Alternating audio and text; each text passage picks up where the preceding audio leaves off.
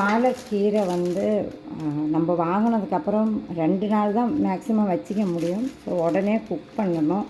நான் வந்து 2 பேக்கெட் எடுக்கிறேன்.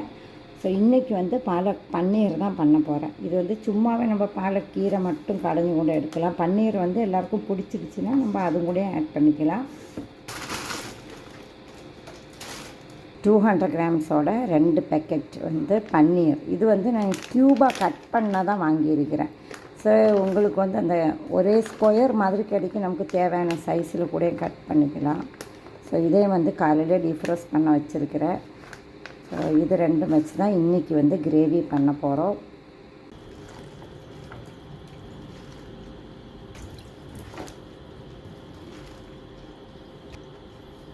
இந்த கீரையில் வந்து மண்ணொன்றும் இருக்காது. அதனால் நம்ம ஒரு 4லேருந்து 5 தடவை வாஷ் பண்ணணும்.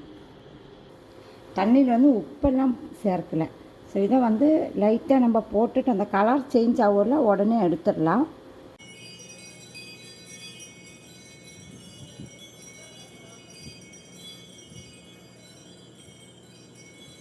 ரொம்ப சாஃப்டாகணுன்னெல்லாம் தேவையில்லை. ஏன்னா திரும்பவும் நம்ம வந்து மசாலா பொடிகளெல்லாம் சேர்த்து குக் பண்ண தான் போகிறோம்.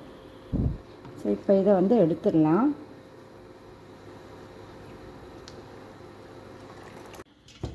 இதோட கலர் சேஞ்ச் ஆகாமல் இருக்கிறதுக்கு நம்ம ஐஸ் தண்ணியிலலாம் போடுறதுக்கு தேவையே இல்லை. தண்ணி வந்து கொஞ்சமாக சேர்த்து 2 தடவை நான் வந்து பேஸ்ட் மாதிரி அரைச்சி எடுத்துக்க போகிறேன். இதில் வந்து எக்ஸ்ட்ரா நான் வந்து தண்ணி ஒன்றும் சேர்க்காமையே பேலன்ஸ் இந்த கீரையும் சேர்த்து அரைக்க போகிறேன்.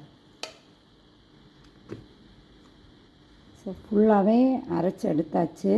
இது கூட சேர்க்கறதுக்காக கொஞ்சமாக பொடியாக கட் பண்ண பூண்டு தேவைப்படும். கரம் மசாலா எடுத்து வச்சுருக்கிறேன்.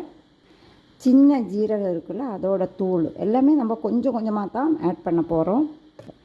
இது வந்து நல்ல ஸ்பைஸியான சில்லி பவுடர். நம்ம இந்தியன் ஷாப்லலாம் போனோன்னா தாராளமாக கிடைக்கும். கொஞ்சமாக போட்டால் போதும். நான் நார்மலி வந்து ஃபிஷ் ஃப்ரை எல்லாம் பண்ணுவேன்ல, அந்த மாதிரி டைமில் ரொம்ப சில்லி பவுடர் போட்டுட்டிங்கன்னா அது வந்து கலர் சேஞ்ச் ஆகிடும். ஸோ இது கொஞ்சமாக ஆட் பண்ணாலே நமக்கு அந்த தேவையான ஸ்பைசி டேஸ்ட்டு கிடைக்கும். இந்திய கீரையும் இந்த ஒரு ரெசிபிக்கு நம்ம ஆட் பண்ணோம். ரொம்ப கொஞ்சமாக தான். ஸோ அதுவும் வந்து ஈஸியாக கிடைக்கிற ஐட்டம்ஸாக இந்த ஒரு ரெசிபிக்கு. இந்த ஒரு ஃப்ரெஷ் க்ரீம் வந்து நம்ம ஃப்ரிட்ஜிலே வச்சுக்க தேவையில்லை. இது வந்து இந்தியாவிலேருந்து வர்றது தான், அமுல் பிராண்டோட. ஸோ நான் வந்து ஒரு 2 பேக்கெட்டு ரீசெண்டாக வாங்கினது தான். ரொம்ப திக்காக இப்படி இருக்கும். ஸோ இதுதான் நான் யூஸ் பண்ண போகிறேன். இல்லை நீங்கள் வந்து நார்மலாக கிடைக்கிற ஃப்ரெஷ் க்ரீமும் நமக்கு இந்த ரெசிபிக்கு கண்டிப்பாக யூஸ் பண்ணுங்கள். அப்போ தான் டேஸ்ட்டு ரொம்ப நல்லாயிருக்கும். நம்ம கடையிலலாம் வாங்கிக்கும் போதெல்லாம் அந்த பர்ஃபெக்டான டேஸ்ட்டு வரணுன்னா கொஞ்சமாக க்ரீமும் சேர்த்துக்கணும். பேனில் வந்து பட்டர் இல்லைன்னா கீ, அதில் தான் நம்ம இந்த ரெசிபி பண்ணும்போது டேஸ்ட்டாக இருக்கும். நான் நார்மலாக வந்து கீயில் தான் பண்ணுவேன். ஆனால் இன்றைக்கி வந்து பட்டரில் ட்ரை பண்ண போகிறேன். பன்னீர் வந்து இந்த கீலே லைட்டாக நம்ம வந்து டாஸ் பண்ணி எடுத்துடணும். ஸோ இதை வந்து தனியாக ஒரு பிளேட்டில் எடுத்து வச்சுக்கலாம். ரொம்ப நேரம் அப்படியே 2 சைடும் பொரித்து எடுக்கணும்னாலும் தேவையில்லை. பட்டரில் லைட்டாக கோட்டாய் சூடாகும் போதே அதோடய ஃப்ளேவர்ஸ் எல்லாம் நல்லா வந்துடும். அதுக்கு தான் இதே பட்டரில் வந்து ஃபைனாக சாப் பண்ணால் பூண்டு நான் வந்து ஆயில் எல்லாம் சேர்த்து மின்ஸ் பண்ணி ஃப்ரிட்ஜில் வச்சுருந்தது தான். லைட்டாக இந்த பட்டர்லேயே இதுனே வந்து குக் பண்ணணும். நல்லா கம்மியாக வச்சுட்டு நம்ம மசாலாலெல்லாம் சேர்த்துக்கலாம். சில்லி பவுடர், கரம் மசாலா, ஜீரகத்தூள் வந்து கொஞ்சம் கம்மியாக, உப்பும் இதில் ஆட் பண்ணி வெந்தயக்கீரை இது வந்து 1 டீஸ்பூன் அளவுக்கு சேர்த்துக்குங்க. நல்ல ஃப்ளேவராக இருக்கும். எல்லாமே லைட்டாக நம்ம இந்த பட்டரில் கலந்து விட்டுட்டு வேக வச்சு அரைச்ச கீரையை ஆட் பண்ணிக்கலாம். இது வந்து நல்லா குக் ஆகணும். கவர் பண்ணி மட்டும் வச்சிடாதீங்க. ஓப்பனாக வச்சுட்டு நமக்கு வந்து வேக வச்சுக்கலாம். கீரை வந்து வேஸ்ட் பண்ணாமல் எல்லாமே ஆட் பண்ணணும்.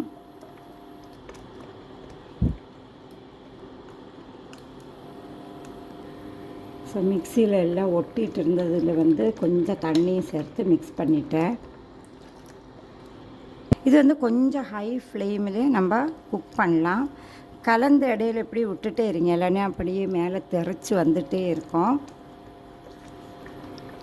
மசாலா மட்டும் நீங்கள் வந்து ஓவராக ஆட் பண்ணிக்காதீங்க, ரொம்ப கம்மியாக சேர்த்துக்குங்க.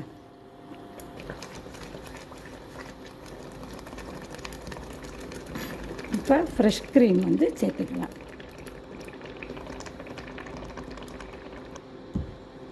ஒரு பாதி பேக்கெட் மாதிரி தான் நான் ஆட் பண்ணியிருக்கிறேன். அதை சேர்க்கும் போதே உங்களுக்கு அந்த கீரையோட கலர்லாம் நல்லா சேஞ்ச் ஆகிடும்.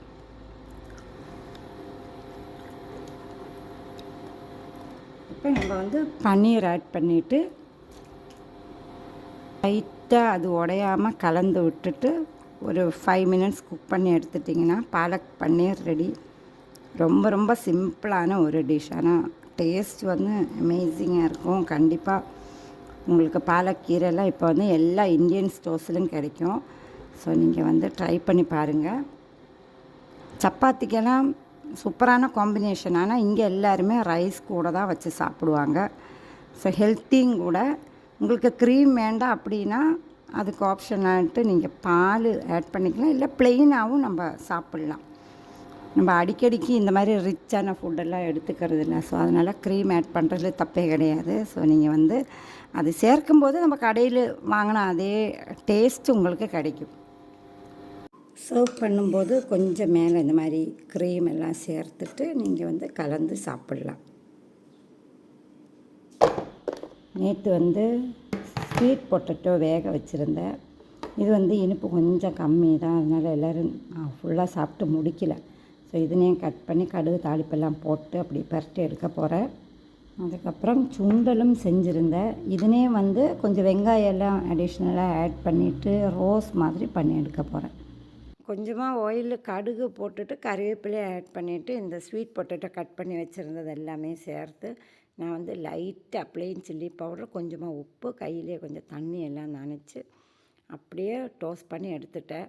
ரொம்ப டேஸ்ட்டாக இருக்குது. நம்ம உருளைக்கிழங்கெல்லாம் பரட்டி எடுக்கல, அதே மாதிரி தான் இது செய்யும்போது என்னோடய அம்மாவோட ஞாபகம் தான் வந்தது. ஏன்னா அவங்க வந்து நாங்கள் எல்லாம் சின்ன வயசாக இருக்கும்போது அப்படி தான் ஸ்கூலுக்கெல்லாம் கொண்டு போகிறதுக்கு மோஸ்ட்லி ஸ்வீட் பொட்டேட்டோ இந்த மாதிரி ரோஸ்ட் பண்ணி கொடுப்பாங்க.